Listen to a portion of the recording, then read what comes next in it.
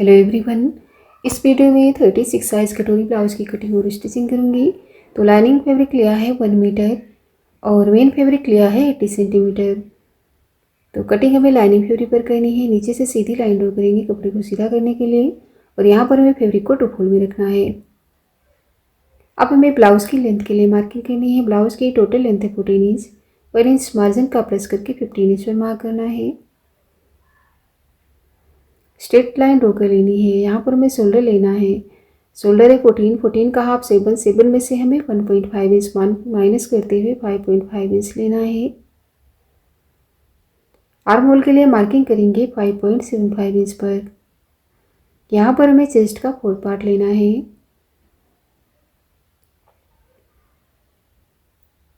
Chest है 36 का 4th part 9 inch 2 inch लेना है एक्स्ट्रा मार्जिन। यहाँ पर हमें वेस्ट का मेजरमेंट लेना है। वेस्ट है 32 का 4th part 8 inch 1 inch back tucks 2 इंच एक्स्ट्रा मार्जिन का लेते हुए साइड पर लाइन ड्रॉ कर लेनी है। 1 इंच पर आर्म होल का शेप देना है। सेंटर से हमें 4.5 इंच पर मार्क करना है और टक्स की लेंथ भी लेनी है 4.5 इंच। स्ट्रेट लाइन ड्रॉ कर लेनी है। सेंटर लाइन से हाफ इंच लेना है दोनों ही साइड। बैक टक्स की मार्किंग करनी है। फिटिंग साइड पर हमें हाफ इंच पर मार्क करना है और इस मार्किंग को टक्स से मिलाना है क्रॉस में। अब हमें नेक विड्थ की मार्किंग करनी है 2.25 इंच पर। नेक की लेंथ के लिए मार्किंग करेंगे 10.5 इंच पर। आप चाहे तो नेक की लेंथ को बढ़ा भी सकते हैं 11 इंच तक। नीचे से विड्थ लेनी है 3 इंच और दोनों ही साइड से लाइन ड्रॉ कर लेंगे मार्किंग को मिलाते हुए। अब हमें यहाँ पर राउंड नेक का शेप देना है। मार्किंग हो गई है। अब हमें साइड से जो एक्स्ट्रा फैब्रिक है उसे कट कर लेना है। बैक पार्ट की कटिंग हो गई है। अब हमें फ्रंट पार्ट को कट करना है। नीचे से 1 इंच पर मार्क करते हुए लाइन ड्रॉ करेंगे। सेंटर पर आई और हुक की पट्टी का मार्जिन लेना है 0.3 इंच। दोनों ही लाइन के ऊपर ओवरलैप करना है बैक पार्ट को। बैक पार्ट के अकॉर्डिंग एचडी से मार्किंग लेनी है। बैक पार्ट को हटाना है और यहाँ पर हमें फिर से आर्म होल को ड्रॉ करना है। आर्म होल की मार्किंग करनी है 5.75 इंच पर और शोल्डर की मार्किंग करनी है 5.5 इंच पर। दोनों ही साइड से लाइन ड्रॉ कर लेंगे। यहाँ से हमें हाफ इंच अंदर मार्क करना है और इस मार्किंग को ऊपर शोल्डर से मिलाना है। अंदर के कॉर्नर से हमें 1 इंच पर मार्क करना है और फ्रंट आर्म होल को ड्रॉ कर लेना है। साइड से जो एक्स्ट्रा फैब्रिक है उसे कट कर लेना है। आर्म होल की साइड पर हमें अंदर की मार्किंग पर कटिंग करनी है। नेक की विड्थ की मार्किंग करनी है 2.25 इंच पर। जो आई और हुक की पट्टी का मार्जिन है उसे छोड़ते हुए नेक की लेंथ के लिए मार्क करेंगे 6.5 इंच पर।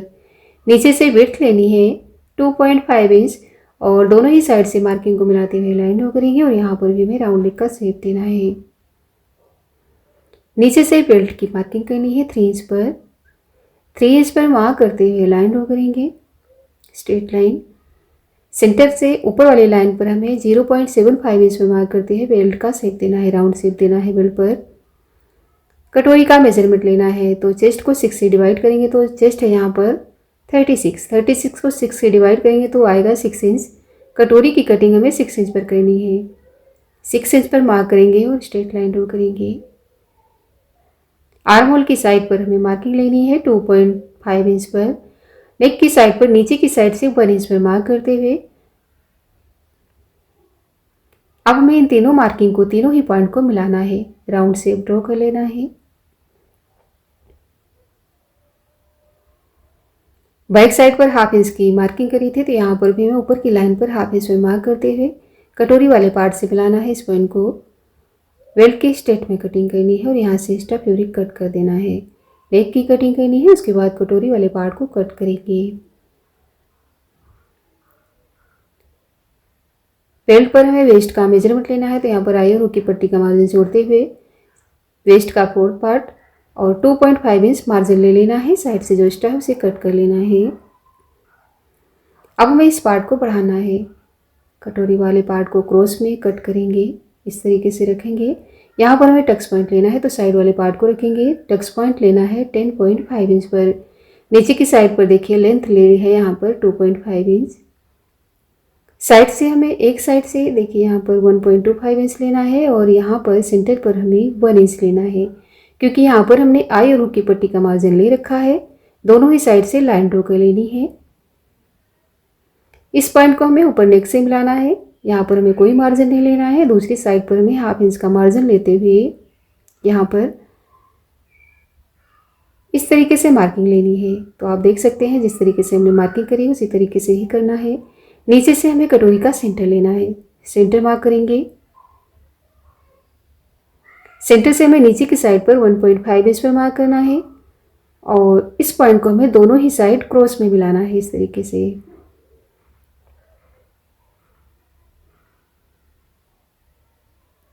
ऊपर की साइड पर हमें 2.5 इंच पर मार्क करना है। मैंने यहाँ पर 2 इंच पर मार्क किया है, पर आपको 2.5 इंच पर मार्क करना है।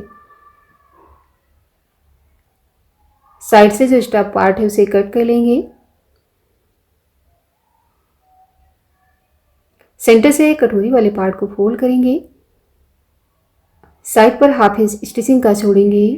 उसके बाद हमें यहाँ कटोरी का हाफ लेना है। कटोरी का मेजरमेंट, कटोरी थी 6 इंच पर, तो उसका 3 इंच लेना है, हाफ लेना है। लेंथ ले लेनी है 3.5 इंच और इस तरीके से टक्स की मार्किंग करनी है बाकी बचे फैब्रिक पर।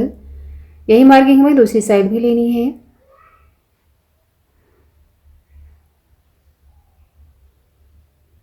अब हमें बैक पार्ट पर आर्म होल का मेजरमेंट लेना है स्लीव कटिंग के लिए।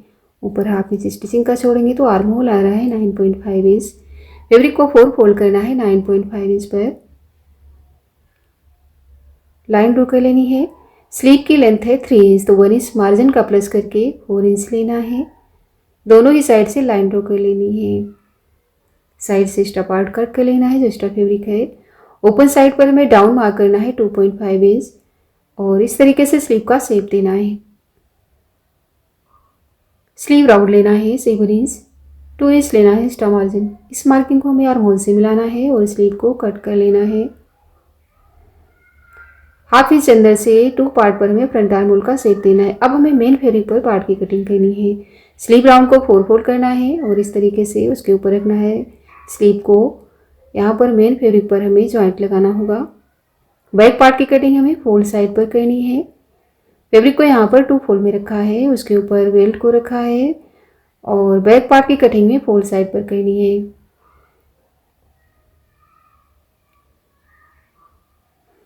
और कटोरी वाले पार्ट को हमें क्रॉस साइड पर रखते हुए कट करना है और इस तरीके से फ्रंट के साइड वाले पार्ट को भी कट कर लेंगे।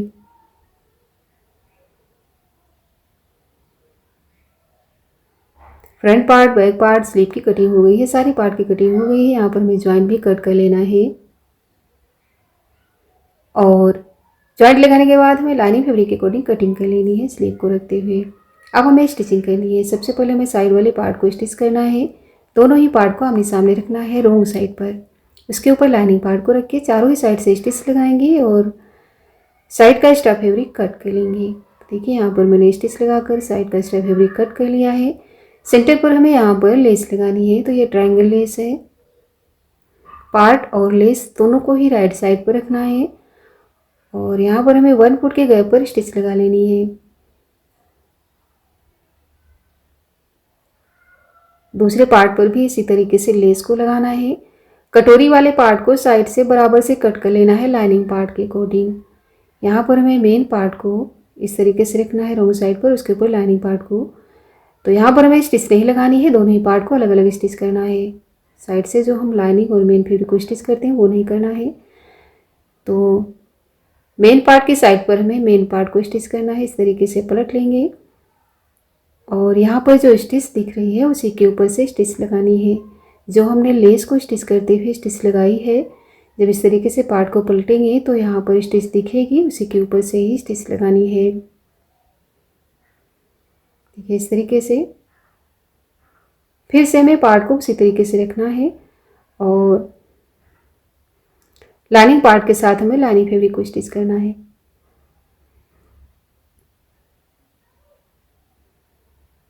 देखिए इस तरीके से लाइनिंग साइड पर रखा और अब हमें नेक की साइड से ही स्टिच लगानी है। तो यहाँ पर भी पलटने के बाद स्टिच दिखेगी, उसी के ऊपर से ही स्टिच लगानी है। दोनों ही पार्ट को अलग अलग स्टिच करने से जो ये पार्ट का एक्स्ट्रा मार्जिन है वो अंदर की साइड पर कवर हो जाएगा और बैक पार्ट पर भी बहुत ही अच्छी फिनिशिंग आएगी। कोई भी मार्जिन नहीं दिखेगा इस तरीके से।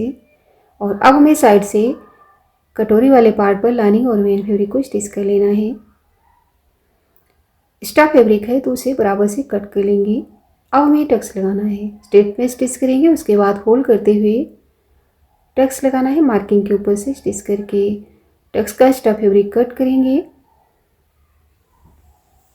तो देखिए यहाँ पर आई और हुक की पट्टी का मार्जिन छोड़ेंगे तो बिल्कुल परफेक्ट कटोरी की स्टिचिंग हुई है 6 इंच पर।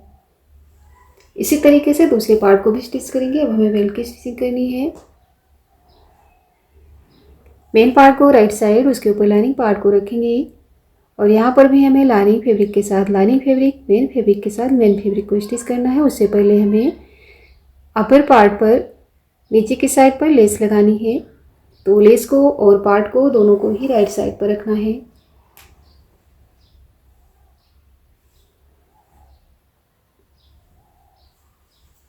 अब हमें बेल्ट की स्टिचिंग करनी है। तो जो हमने सेंटर पर राउंड शेप दिया था, जहाँ पर हमने 3.5 इंच लिया था, उसे हमें सेंटर पर रखते हुए ही स्टिच करना है। इस तरीके से पलट लेंगे। यहाँ पर भी स्टिच दिख रही है, उसी के ऊपर से स्टिच लगानी है।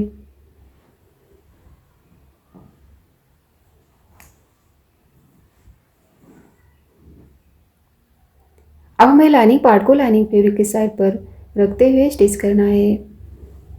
पलट लेंगे तो यहाँ पर भी स्टिच दिख रही है, उसी के ऊपर से स्टिच लगानी है। तो जो बेल्ट का भी एक्स्ट्रा मार्जिन है वो अंदर की साइड पर कवर हो जाएगा।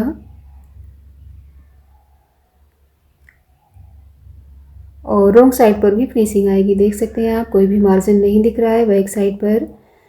राइट साइड से भी हमें यहाँ पर स्टिच लगा लेनी है। लेस के बिल्कुल पास से सिलाई लगानी है और साइड से भी लाइनिंग और मेन फैब्रिक को स्टिच कर लेना है। एक्स्ट्रा फैब्रिक कट करेंगे।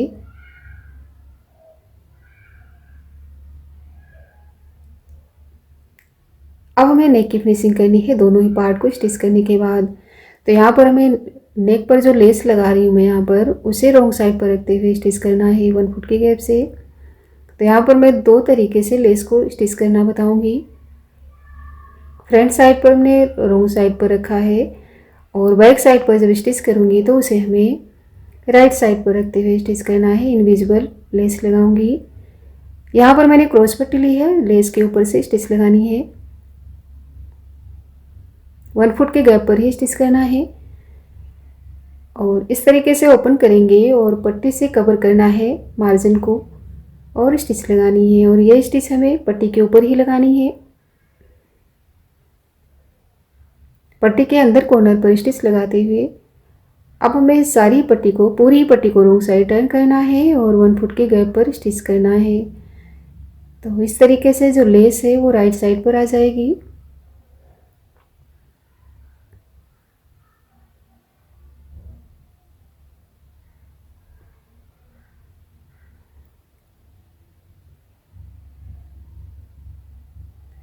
दोनों ही फ्रंट के नेक को इसी तरीके से कंप्लीट करेंगे। अब हमें आई और हुक की पट्टी बनानी है। तो सबसे पहले हम बनाएंगे आई की पट्टी। पट्टी की विड्थ है 2.5 इंच। साइड से और ऊपर की साइड से फोल्ड किया है, 1 फुट के गैप पर स्टिच किया, रॉन्ग साइड टर्न करेंगे। एक्स्ट्रा मार्जिन को पट्टी की साइड पर करते हुए एक स्टिच और करेंगे यहाँ पर।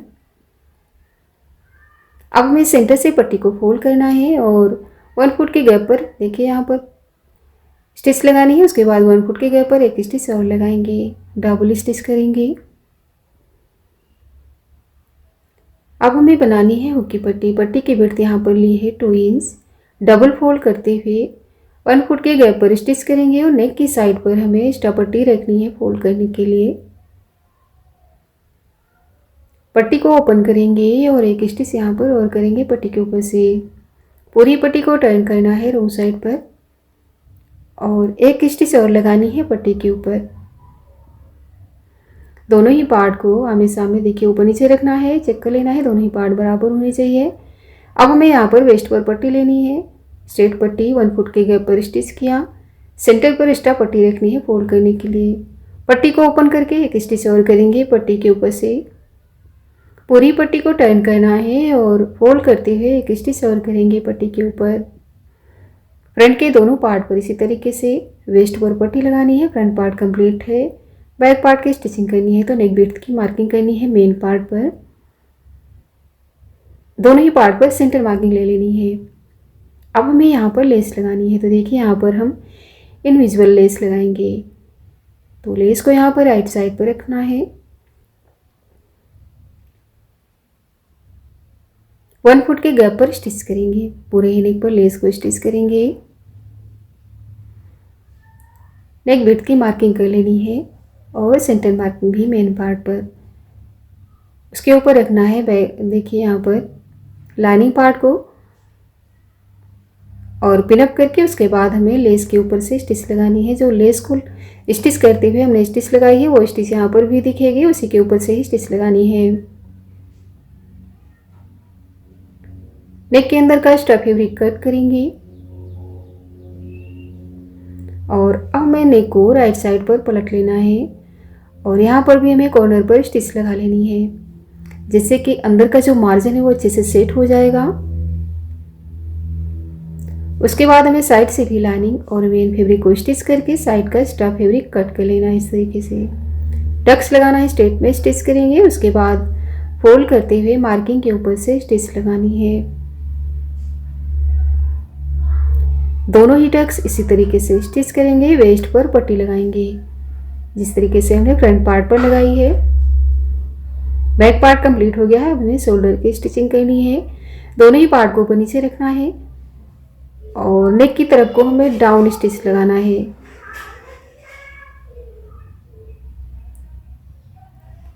दोनों ही शोल्डर इसी तरीके से स्टिच करेंगे और राइट साइड पर भी एक स्टिच लगा लेनी है। शोल्डर को बराबर करेंगे और बैक पार्ट की सेंटर मार्किंग करनी है। सेंटर पर मार्क करेंगे और इसके ऊपर रखना है फ्रंट पार्ट को सेंटर से सेंटर मिलाते हुए। सेंटर पर पिनअप करेंगे। साइड से हमें दोनों ही पार्ट को बराबर कर लेना है। आर्म होल की साइड पर भी चेक करना है, दोनों ही आर्म होल बराबर होनी चाहिए। स्लीव की स्टिचिंग करनी है तो सबसे पहले हमें मेन पार्ट पर जॉइंट लगाना है। तो देखिए यहाँ पर जॉइंट कैसे लगाना है। जो हमने स्टिप कट करी है उसे हमें इस तरीके से रखना है। स्लीव राउंड की साइड से फोल्ड करना है फैब्रिक को और 1/2 इंच का मार्जिन लेते हुए स्टिच करेंगे। इस पट्टी को हमें ओपन कर लेना है और एक स्टिच यहाँ पर और करेंगे राइट साइड पर भी, और साइड से जो फोल्ड किया है स्लीव राउंड की तरफ से भी स्टिच लगा लेनी है। इसी तरीके से दूसरी साइड भी जॉइंट लगाएंगे। लाइनिंग फैब्रिक को रखते हुए स्लीव को कट कर लेना है। अब हमें दोनों ही स्लीव को आमने सामने रखते हुए यहाँ पर फ्रंट साइड की मार्किंग कर लेनी है। जो फ्रंट आर्म होल है उसकी मार्किंग करेंगे। इस तरीके से पलट लेना है। तो मेन पार्ट रोंग साइड पर है, उसके ऊपर लाइनिंग पार्ट को रखेंगे। लाइनिंग पार्ट पर हमें 1/2 इंच का मार्जिन लेते हुए स्टिच लगानी है स्लीव राउंड पर। मेन पार्ट रोंग साइड पर है और इस तरीके से पलटकर एक स्टिच और करेंगे राइट साइड से स्लीव राउंड के ऊपर। साइड से भी लाइनिंग और मेन फैब्रिक को स्टिच करके दोनों ही स्लीव इसी तरीके से कंप्लीट करेंगे। स्लीव की सेंटर मार्किंग लेनी है और यहाँ पर जो फ्रंट आर्म होल का कट किया था स्लीव पर वो फ्रंट साइड पर ही स्टिच करना है। ऊपर शोल्डर से स्लीव को स्टिच करना है 1/2 इंच का मार्जिन लेते हुए। इसी तरीके से शोल्डर से दूसरी साइड भी स्लीव को स्टिच कर लेंगे। पार्ट को राइट साइड पर रखना है। 1 फुट के गैप पर स्टिच करेंगे। रोंग साइड टर्न करेंगे, एक स्टिच और करेंगे 1 फुट के गैप से और यही स्टिच हमें दूसरी साइड भी लगानी है।